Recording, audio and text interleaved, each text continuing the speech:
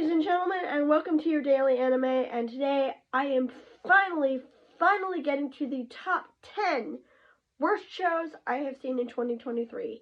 Now, I want to clarify something. Not all of these shows are shows that came out in 2023.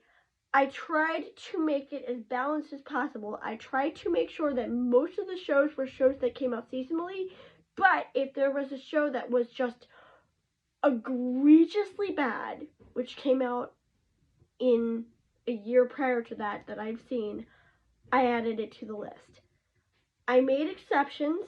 I did not add shows like Attack on Titan, which are like universally acclaimed big name shows, because I'm trying to focus on shows that I haven't seen before, that are lesser known to anime audiences.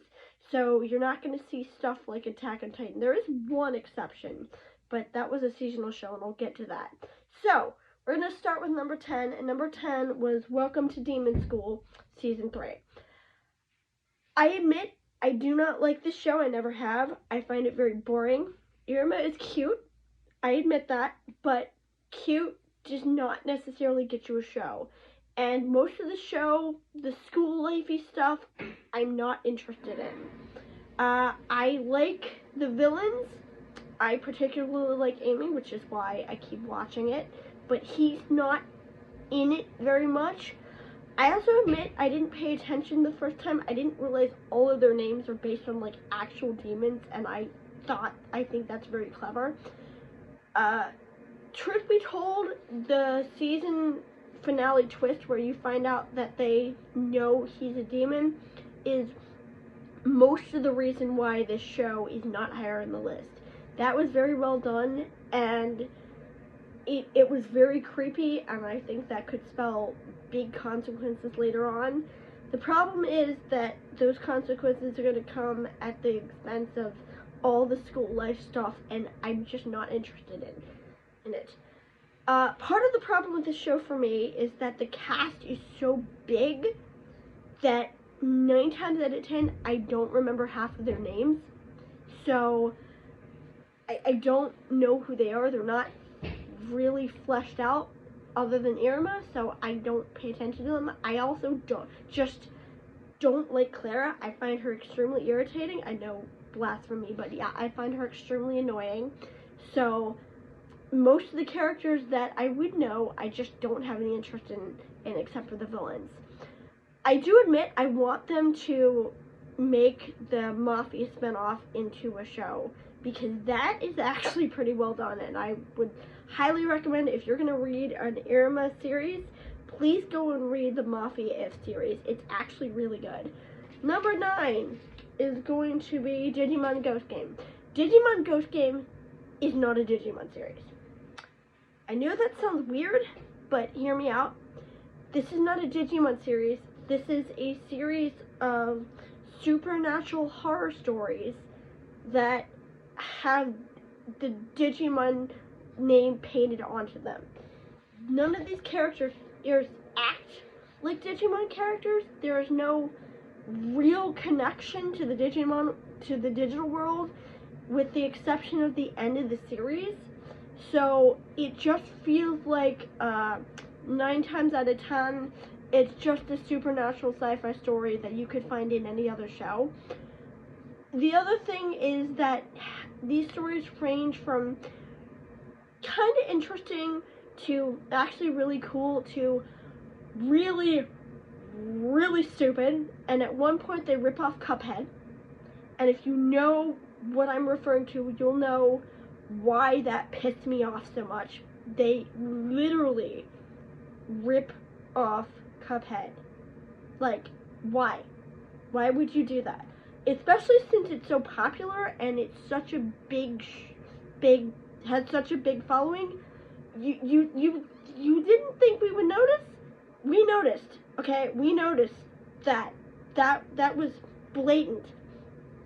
Also, a lot of the stories don't make any sense, and the ones that do make sense, the characters who show up, they're there for about 5 minutes, and then they leave. I know it's episodic, and I know a lot of people are like, right, it's supposed to be an episodic show. Yeah, but the thing is, none of the characters get any development. We don't know anything about the main characters except for like maybe Rory plays piano. And other than that, we barely know anything about them. We don't even find out about Hiro's dad until the end of the series. I admit Calamon is cute, and no, Gamamon, I'm sorry. Gamamon is cute because Calamon was in a different series. But yes, Gamamon is cute, and I do like the art, so that's a plus. But other than that, the show just does not feel like a Digimon series. It feels like somebody took the Digimon logo and decided to make a quick buck. But number 9 is going to be, or number 8, I'm sorry. Number 8 is going to be Ars no Kyoju. I admit, I kind of like the villain of the show until he just got eaten, and then that was it. He served no purpose. They basically hop from village to village, picking up characters like Pokemon. We don't know anything about the main character. The art looks passable, but the CGI looks ugly, and it just feels like a bunch of video game cutscenes smushed together. The only thing that saves it is the opening is fire. Other than that, no. Number 7 is Sugar Apple Fairy Tale. I was so mad at this series. I wanted to like this show because I like the idea of them exploring the idea of slavery and the dynamic between humans and fairies. Yeah, they don't do that. The slavery thing, she kind of makes this half-hearted attempt to be like, oh, it's bad, but they never go into it. They never have her ever learn more about it. She basically spends the whole series just making candy. And it's sad because it becomes very, very boring very quickly.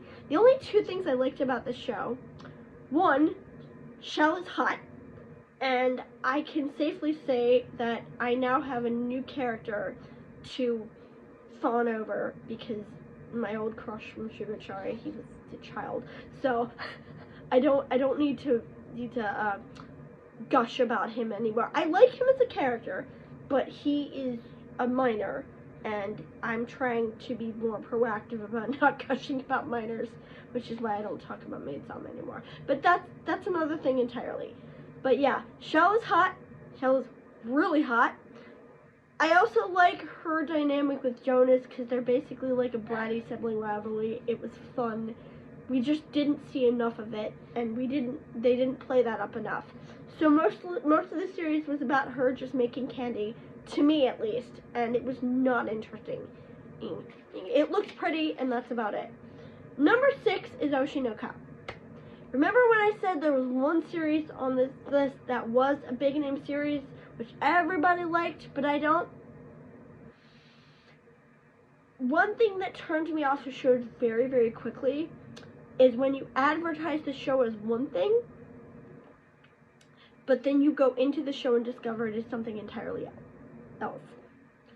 That happened with Odd Taxi, where the mystery sat in the background until the last episode. That happened with, God, what was it? What was the other show? That happened with Yuri on Ice, where they basically pushed the ice skating to the side to make it a love story, which, don't get me wrong, I like a good yaoi, but I came to the show to learn about ice skating. That's what I want to focus on. But I don't like shows that do that. I like that, and I'm not talking about plot twists, I'm not talking about genre shifts, I'm talking about shows that just completely bury the lead. And this is the kind of show that does that. You're led into the show to believe it's about him trying to find Ai's killer, but no. It's just about them being an idol reunion. And it's very, very boring. I also was more than a little bit put off by the episode with the reality show, because that really, really closely mirrored a lot of stuff that happened in Japan recently with that type of thing.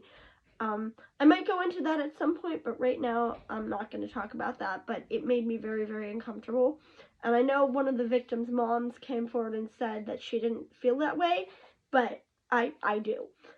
So I did not like this show. I don't like idol shows, you guys know. I find them boring, and I keep hoping for an idol show that puts a twist on it and that does something unique. But so far we haven't gotten that. So, number 5, Oscar Crane. Oscar Crane is one of the shows I watch for my short form series. And let me tell you, I don't know how you make a mech series boring, but somehow this show managed to do that. This show managed to take an interesting concept and just suck all the fun out of it, because it goes from point to point to point to point, but we don't know anything about any of the characters. We know there's a Crash, and there's a Demon Hunts, and there's a Big Mac, and we know there's a box, and we know there's a doll. There's so much lore in this show that it drives me crazy. And none of it's fleshed out. I don't care about any of the characters. I don't have any interest in them. The redhead, she doesn't do anything. She's just kind of there. Meaning the ghost. She's just kind of in the background. The only character I actually even remotely like is Shuri, the teacher, because she's fun. But other than that, it's just one of those shows where it's like they care more about lore and exposition than the actual story, and you got to make it cohesive. You got to make it make sense. And this show does not make sense. So, number 4 is Star Driver. Speaking of lore, Star Driver is a show I really wanted to like, because it had Jun Fukuyama in it, it had Mamoru Milano in it, it had fighting, it had a mysterious organization, and I was like, oh, this should be fun. But it felt like everything was disjointed from each other. I don't know why any of the stuff happened in this show that happened. And they try to explain it, but I just spent the whole season going, why? Why is this organization working with this guy? Why is he trying to relive his memories? Why does the main character have this thing on his chest? What is the point of these people? What are their motives? What are they doing? Wako does absolutely nothing except have her seal broke at the end of the series. And she kind of gets into a mech, but she doesn't, like, for 5 minutes, and that's literally it. Why do they get stripped of their powers, of their status? Why any of this? And the series never bothers to flesh out any of this. And on top of that, you start to get this sense that Sugata and Takuto maybe were supposed to be a thing at one point, because they spend so much time on their relationship. And they don't make a case for why their relationship is important at all. They move in together. He saves him at the end. I don't know if they were supposed to be gay. I don't know if Sugata was supposed to be a girl at one point. That actually would be plausible. But, like, this show just left me with so many questions. And it's sad, because the one thing I took out of this show is Monochrome. Monochrome is an amazing song, and if you do not know what it is, go find it. It is absolutely beautiful. I love that song, and I will always thank this show for finding that song for me. There's also a Seiyu version of Crossover that I heard in a cover montage once, but I have not been able to find it, so I don't know where to get it. But if you can find it, please let me know. Some of the powers were interesting.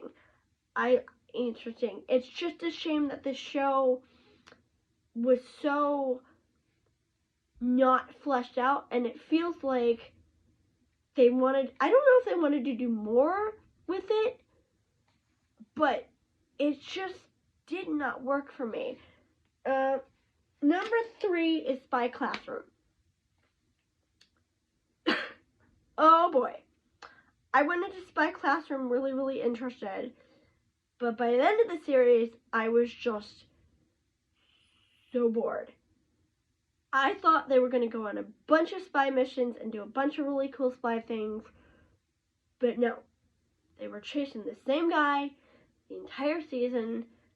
It felt like the main character and this one girl were supposed to be a thing, which apparently Klaus in the manga is asexual. So that was disappointing. I really, really, really was looking forward to some ace rep. But no, none of the characters were fleshed out. They have this one girl pop out of nowhere at the end of episode 1, and like she was supposed to be a spy that they didn't know about, but like how did she get there? And apparently in the manga she was already there, and she was their ace in the hole, which I thought would have been really, really interesting. It just felt so, I don't know what the word is. Stuff was missing. It felt rushed. It felt like they just bammed right through it, and by the second season, I just did not want to watch anymore. And that's the worst thing that can happen in anime. But you get through a season, and after season 1, you don't want to do anymore, man. You don't want to watch any more of the show. You're just done. And with this show, I was just done by the end of season 1. It's not the worst on this list. I know it's high up, but that's basically why, because I was just done by the end of season 1. Number 2 is Dentalian no Shouka, because actually there are a couple of reasons. One, Dalian is awful. She's loud, she is bratty, she is obnoxious, and she is just an unpleasant human being to have to sit through. And her tantrums are just... You ever seen Familiar of Zero? She is a louder version of Louise, basically. She is a nastier, louder version of Louise. And the other thing about this show is that half the stories make zero sense. There's one where the woman gets a tome, but she's like descended from a line of evil, bloodthirsty women who just want to kill people. And then there's a golem, and I was just like, so is it trying to like protect them from her, or did she use it to kill? I have no idea. At one point, one of Huey's friends shows up, and he apparently is cursed to turn into a tree because the lady has a tome that anybody who cheats on her will turn into a tree, but apparently he's not cheating on her. So is it like supposed to be saying he's lying, or that she doesn't know? I don't know. These tomes are never explained. Half of them don't make any sense. The villain shows up in episode 11 of the series, and we don't know him at all. I'm not even going to touch on on Hal, and how gross the way he pulls Flamberge's key out. That was just really unsettling to watch. I did not like that. Not crazy about the art. I did like Dalian's relationship with the Rizal, the green-haired girl. That was fun. How petty they were to each other. That was very entertaining. But mostly it was just Dalian's personality was so nasty and unlikable, and it made it really hard for me to want to sit through this show. I kept having to push myself to sit through this show because she was so mean and she was so loud. And, I know mean can work, but in shows like this, you gotta balance it. She gotta be mean in a fun way. And she was not mean in a fun way. Granted, she's not the worst character. That would be Lou from Grimoires. Oh God, I hated Lou. But we'll get to that when we get to that. And number 1 on this list is Haruka-sama Season 2. Out of all the shows on this list, this is the one that pissed me off. Because Season 1 was a fun, adventurous show about a demon adjusting to life in the human world, and it poked fun at the isekai genre. It was funny, it was interesting. I loved how, what's his name, Lucifer was basically a shut-in child. I liked his relationship with Emmy. And Season 2, someone went, you know what? Let's just make him a couple and give him a kid. Did not care about any of the stuff with Alice Ramos. Felt like very, very, very bad fan fiction. Like, whoever wrote the show did not know how the show worked at all. Did not know how any of the characters interacted. Did not know what... It was so boring. They spent a lot of time at the beach fighting these monsters. I don't care. Nobody cared. I didn't like the art because, like I said about, Blue Exorcist, the new art looked blocky and very weird. I understand that they had to switch art styles because they're at a new studio. Makes sense. But it looked so blocky and so ugly. It felt like bad fan fiction. And that's sad when a show that was so good in Season 1 feels like just trashy, boring fan fiction. I had to push myself to finish the show. Like, literally. All the other shows on this list, I finished. I got to episode 11 and was like, no, I'm not going to do it. I'm not going to finish it. I'm not going to watch anymore. I had to convince myself that I wanted to watch all of the show in order for it to count on this list. And I did. And I hope to God that if they do a Season 3, please don't, because I don't want any more. But if you do, fix it. Fix this show, because this show was great. Season 1 was amazing. Season 2, no. Just no. Bad. Awful. Not well written. Fanficky. Too much melodrama. Don't care about any of it. And that is it. Your anime for today. Or your top 10 worst anime I've seen in 2023. Here, hoping that 2024 is better.